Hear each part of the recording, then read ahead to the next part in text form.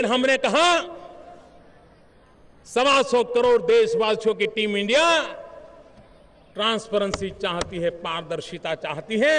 और अभी FM radio के करीब 80-85 शहरों का ऑक्शन चल रहा है।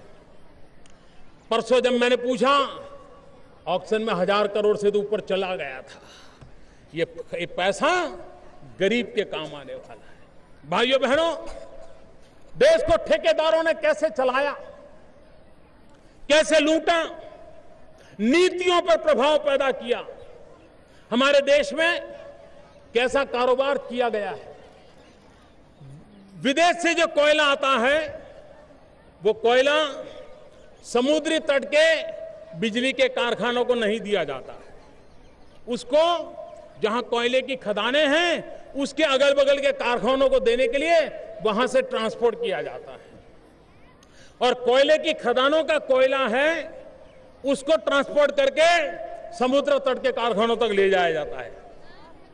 इस देश के छोटे बालक को भी समझ आ सकता है कि भाई इधर का माल उधर और उधर का माल उधर के बजाय जिसका जहां है वहां लगाओ। भाइयों बहनों, हमने निर्णय बदल दिया। कारखाने के नजदीक में जो है उसका लाभ सबसे पहले उसको मिले।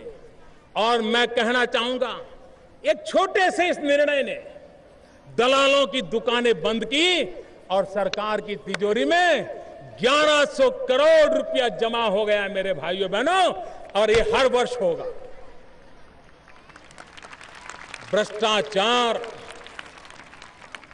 एक प्रकार से व्यवस्था का हिस्सा बन गया है। जब तक व्यवस्था के हिस्सों से उसको काटा नहीं जाएगा, भाइयों बहनों, मैं आज तिरंगे झंडे की साक्षी से बोल रहा हूं, लाल किले की प्राची से बोल रहा हूं, 125 करोड़ देशवासियों के सपनों को समझ करके बोल रहा हूं। 15 महीने हो गए आपने दिल्ली में जो सरकार बिठाई है, उस सरकार पर एक नए पैसे के भ्रष्टाचार का आरोप नहीं है।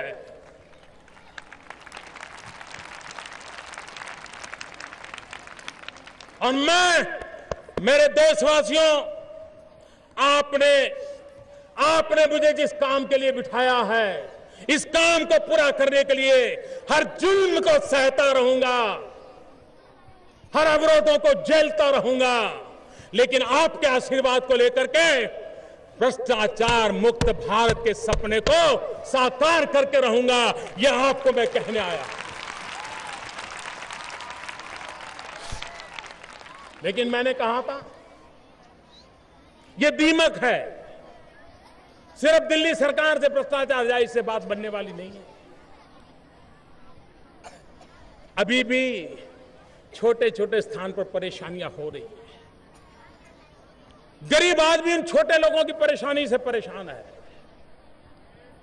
इसके लिए हमारी एक राष्ट्रीय चेतना को जगाने की आवश्यकता है। हमने भ्रष्टाचार के इस रूप से भली भांति उसको समझकर से जन जन को उसकी मुक्ति के लिए जोड़ना है, और तब जाकर के इस कलंक से हम मिट सकते हैं। भाइयों बहनों, मुझे ये भी कहना है, काला धन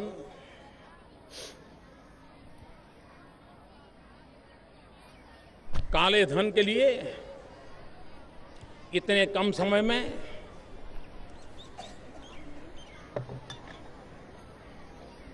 हमने एक के बाद एक अत्यंत महत्वपूर्ण कदम उठाए। सरकार बनने के पहले ही दिन सुप्रीम कोर्ट के मार्गदर्शन में एसआईटी बना दी।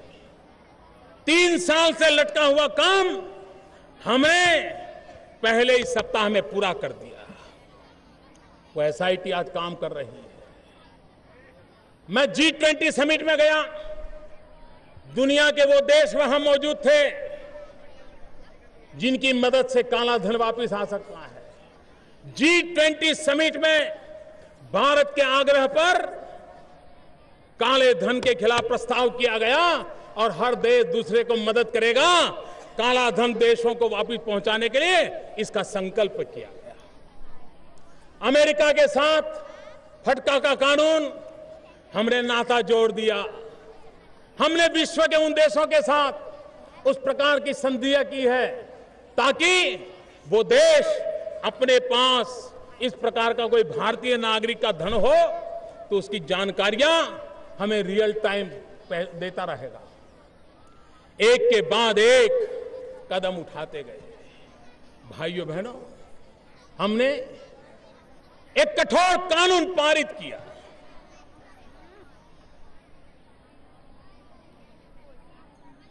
अब जब कानून पारित हो गया तो हर हफ्ते कोई न कोई हमारी सरकार का संपर्क करता है और कहता है आपकी सरकार ने बड़ा जुल्म किया है, ऐसा कठोर कानून बना दिया। कोई कहता है ऐसा काला कानून बना दिया, इसके कारण अफसरों का जुल्म बढ़ जाएगा। भाइयों बहनों, कभी कभार जब बीमारी बड़ी भयानक होती है तो ऐसे इंजेक्शन की जरूरत पड़ती है और जब इंजेक्शन लेते हैं तो डॉक्टर भी कहता है साइड इफेक्ट होगा, लेकिन ये बीमारी इतनी भयंकर है कि साइड इफेक्ट झेलने के बावजूद भी इसी दवा से मुक्ति मिलेगी। मैं जानता हूं ये काला धन का हमने कानून बनाया है, उसके कारण बहुत लोग परेशान हैं, बहुत लोगों को मुसीबत दिखाई दे रही है। काला धन थोड़ा डाइल्यूट हो, थोड़े नियमों में छूट आ जाए, इसके लिए हमारे तक संदेश पहुंचाए जाते हैं। मैं टीम इंडिया 125 करोड़ देशवासी, मैं आज ये कहना चाहता हूं वो साइड इफेक्ट की तैयारी के साथ भी काले धन के खिलाफ कठोरता से काम लेने की दिशा में हम आगे बढ़े और बढ़ेंगे। और इतना तो हो गया है, काला धन वापस लाने की एक लंबी प्रक्रिया है, चल रही है, लेकिन इतना तो हो गया है कि अब कोई काला धन बाहर भेजने की हिम्मत नहीं करता है। ये तो फायदा हुआ ही हुआ, कोई माने या न माने।